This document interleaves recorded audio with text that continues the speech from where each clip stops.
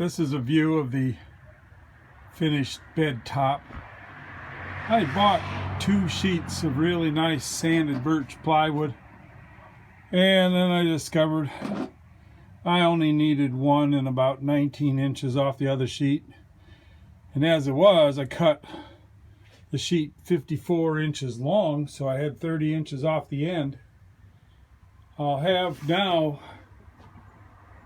a sheet and a half of this good stuff to build cabinets out of.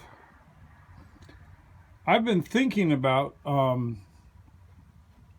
way of making homemade stain for pine wood, and I found a number of sites on Google. There's probably a half dozen or more where people have made their own stain by using vinegar or apple cider, like a pint of it as a base, and then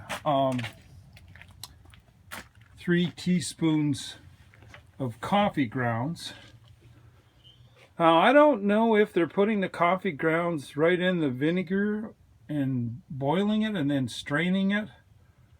My thinking almost is you could just go ahead and make coffee and mix it with the vinegar and make a stain. Anyway, I'm trying to get away from the real yellow look of the pine once you stain it, and I know pine sometimes just don't even take stain correctly. If you put another layer on, it's tough to get it even, and you have to wait until the first layer is dry. And even then, because you've already put a layer on, it doesn't want to accept another layer very easily. So that's some of my thought. The front of this, it's going to get polyurethane or maybe spar varnish over the top of it. I'm trying to keep everything kind of light. I kind of do think that I'm going to paint the inside of this bathroom area white, and we'll see. I was going to paint these posts the blue, but I kind of shied away from that, and then I thought maybe a real dark color too. But at this point I'm sort of leaning toward a light, just a natural varnish look, and but I do want to stain it down some. I don't want it to be light pine, and pine when you varnish it doesn't look all that great just natural with a varnish.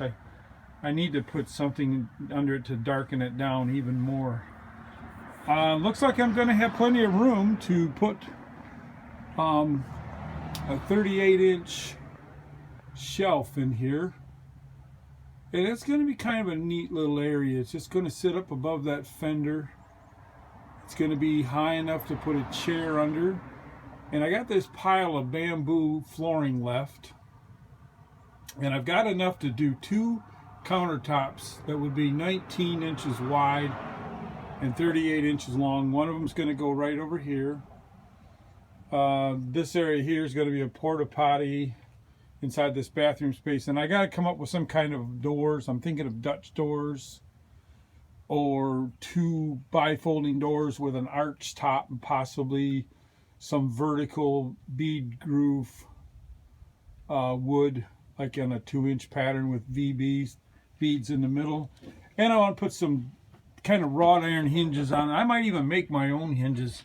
I do some blacksmith forging on the side just for fun, and I might try something like that and make my own. This area that I'm showing you right here is going to be where the kitchen counter slash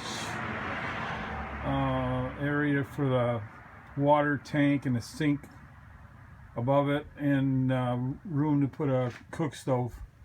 I'm debating whether I should put the cook stove at the edge of the door here, or put the sink there and put the cook stove further back. The cook stove is just, I just use a Coleman pressure gas stove. Not a propane or butane, but a regular Coleman fuel or unleaded gas type stove. The front of this bunk bed area is going to get a board that looks something like a sailboat. It'll curve down in the middle, and it'll finish off the front of that. And then I think underneath this area where the storage is going to be a couple doors that'll lift up and latch somehow and have a nice finished face to them. This is all still rough work yet, just getting things framed in, and I'm not getting down to the finished carpentry. By the way, I made this area under the bed. If you have an extended van, you can do this. You have the length. It is 49 inches wide and more than 8 feet long from this corner post to the back doors. So with this extra long van, I can easily slide a stack a foot or maybe 13 inches high of 4x8 sheets of plywood, or I can run boards all the way to the front of the van, and I got 12 feet to this transfer case shifter. So I still work a little bit as a carpenter. We got rid of our dairy farm 10 years ago, and so I'm not near as tied down as I used to be. I used to try to do both. I farmed with horses and dairy farmed, and we had 162 acres and 100 cows, and along with that I've always done carpenter work, and I've done cement block laying and brick laying, and my brother and I were involved for a few years in house moving and building seawalls. I don't know how I crammed out all that into 40 years of my life, my working life, but that's kind of my life story. I've always built things, and when I run out of one project, it seems like I got to dive right back into something else to do again. Well, this is it for today, and we'll see everybody later.